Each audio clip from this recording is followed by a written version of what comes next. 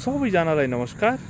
आजको भिडियोमा विशेष गरी हजुरहरूको लागि पश्चिमेली देश यानी कि जुन यो अमेरिकाको ठाउँबाट चाहिँ मैले यहाँ यो कृषि गरेको गाउँमा चाहिँ घुम्दै आउँदाखेरि हजुरहरूलाई यहाँको गहुँ खेतीको बारेमा जानकारी दिँदैछु साथीहरू।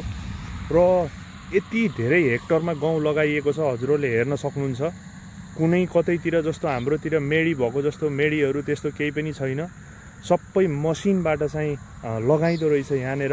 र यिनीहरूको हाइट पनि खासै केही छैन, तर लटरममा पुरै पाकिसकेको छ। हेर्नु त, यी मैले हजुरहरूलाई देखाउन खोजेको छु, यसको दानाहरू पुरै पाकेको छ। यति पाक्दाखेरि पनि यिनीहरूले अझै मेसिन लगाइसकेको छैनन्, यस्तो खाले दाना भइसकेको छ। खासै ठुलो हाइट छैन, तपाईँहरूले हेर्न सक्नुहुन्छ। सबै मसिनबाट लगाएको छ। यो डिस्टेन्स तपाईँहरूले हेर्न सक्नुहुन्छ, यहाँनिर पुरै मसिनबाट लगाएको छ। हाम्रो जस्तो 3 फुटसम्मको हुने जुन हाइट हुन्छ गहुँको, त्यो गहुँको हाइट छैन। एकदमै मसिनो बाला छ, हजुरहरूले हेर्न सक्नुहुन्छ। तर एकदमै बाक्लो लगाइएको छ र यति ठुलो एरियामा यो फैलिएको छ कि यो गहुँ फार्म तपाईँहरूले हेर्न सक्नुहुन्छ। र यसरी ह्युज फार्मिङ चाहिँ गर्ने गरिन्छ, प्लट फार्मिङ भनेर भन्ने गर्छ।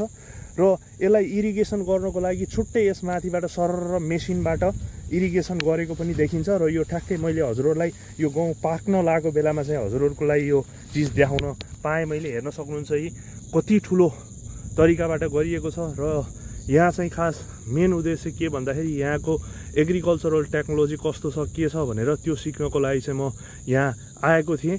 र त्यही मौकामा चाहिँ मैले यसरी विभिन्न ठाउँहरूमा विभिन्न फार्महरूमा कसरी एग्रिकल्चर गर्ने गरिन्छ भनेर यसको बारेमा जानकारी दिनलाई ठ्याक्कै मैले यहीँनिर रोकेर हजुरहरूलाई यो भिडियो बनाएको छु। हेर्न सक्नुहुन्छ फेरि पनि एकदमै लटरममा बाक्लो तरिकाबाट चाहिँ यहाँ गहुँ कसरी लगाइएको छ। र मेडी भन्ने यताउति केही पनि छैन। हाम्रोतिर जुन छुट्टाउने हुन्थ्यो नि, जुन गराहरू भन्ने, त्यो गराहरू नै छैन। एउटै प्लटमा एउटै प्लटिङमा यसरी चाहिँ गहुँ खेती गरिएको छ। र यसलाई भन्ने गर्छ ठ्याक्कै प्लटिङ फार्म भनेर, यानि कि ठुलो ठुलो पाटाहरू, त्यो पाटाहरू बनाएर चाहिँ यहाँनिर फार्मिङ गर्ने गरिन्छ, जहाँ चाहिँ आँखाले देख्न सकिँदैन यो गहुँ खेती त्यति तगडा त्यति ठुलो ठाउँमा चाहिँ गरिएको छ। हेर्न सक्नुहुन्छ। र यो भिडियो कस्तो लाग्यो हजुरहरूले कमेन्ट गर्न नबिर्सिनु होला। आउने दिनहरूमा यस्तै भिडियोहरू चाहिँ हजुरहरू माझ लिएर आउनेछु है त साथीहरू।